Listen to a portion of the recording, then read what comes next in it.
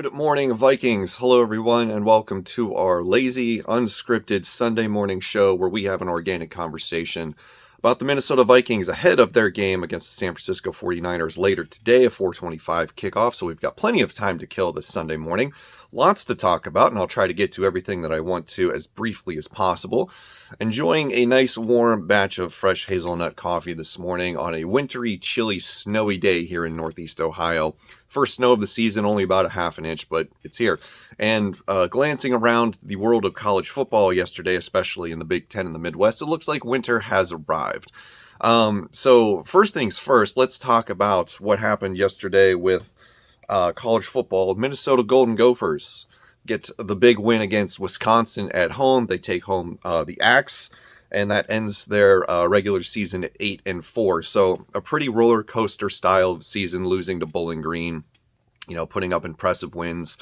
Losing to Iowa stings. It's always going to sting until we're able to get over that hump. But I'm kind of hoping that this is the end of the Tanner Morgan tenure in Minnesota, and that we get a quarterback change next season. So it was great to see a win over Wisconsin and a rivalry trophy come back to Minnesota. So, and then, just a crazy day in general for college football. Michigan upsets Ohio State for the first time in 10 years. Oklahoma State fends off their loss. And then Alabama needs, I think it was like 4 overtime, 97-yard touchdown drive or something like that to beat Auburn. And that's not a quality win, guys. That's a 6-6 Auburn team that hasn't really been that great this year. So, college football playoffs, the whole picture is now a little bit more muddy than I would have liked. It's going to be wild. So, but let's talk about the Minnesota Vikings.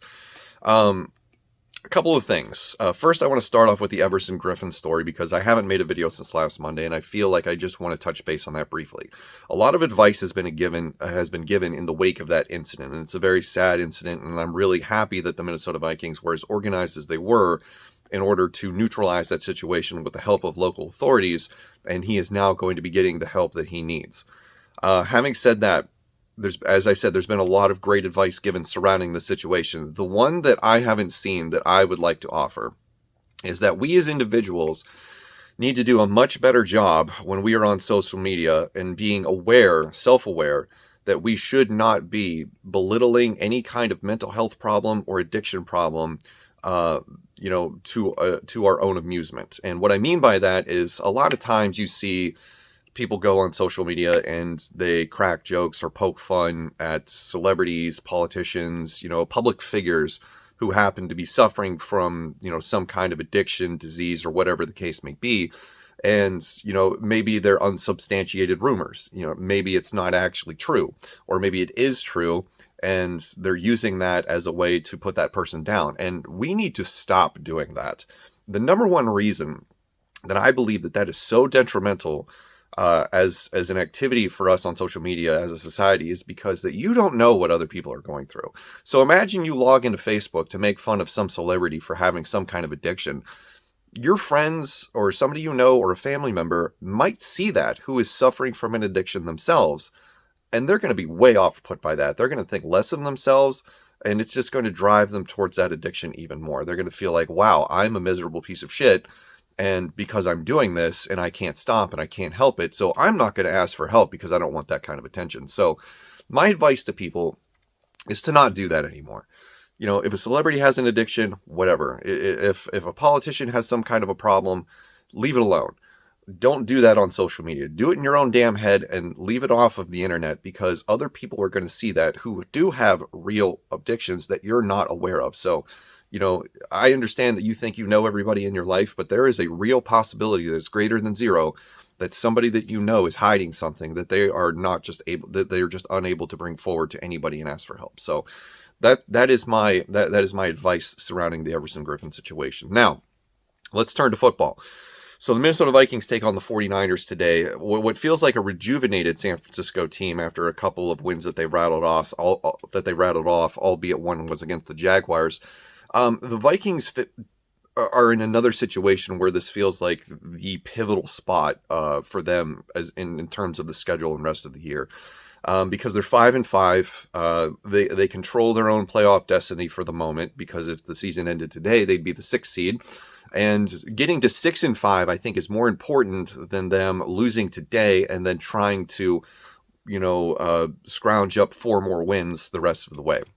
Even though the schedule after today becomes a little bit more favorable. You get the Bears twice, you get the Lions again. The Steelers aren't, the same team that they've been for the past 10 years. And then sandwiched in between all that is a couple of rough road games with the Packers and the Rams. So beating the 49ers feels like a crucial moment if they wish to keep their playoff hopes alive. Now, a lot of us here, especially my audience and myself included, have been saying for a long time now that a one-and-done trip to the playoffs is not the result that we want from the Minnesota Vikings. We want this team to be hyper-competitive, where we are threatening to go to the NFC title game and Super Bowl every single year. And so far, that hasn't happened. A win today over the 49ers would put them over 500 for the first time since 2019. We have for too long been playing this game where we are just floating around trying to stay above water at the 500 mark. As arbitrary as that mark is, that's where we've been. So I know a lot of you guys don't want to hear about playoffs, and I know a lot of people are just ready for changes and coaches to be fired. And listen, if they keep winning, it's not going to happen. So we have to prepare ourselves for that reality that this could potentially turn into a situation where the Minnesota Vikings get hot at the right moment and they end up making a run in the playoffs. I'm not saying that's going to happen because the situation that has transpired after the Everson Griffen incident is that this defense is now really depleted. The entire starting defensive line is not going to be playing against the 49ers today.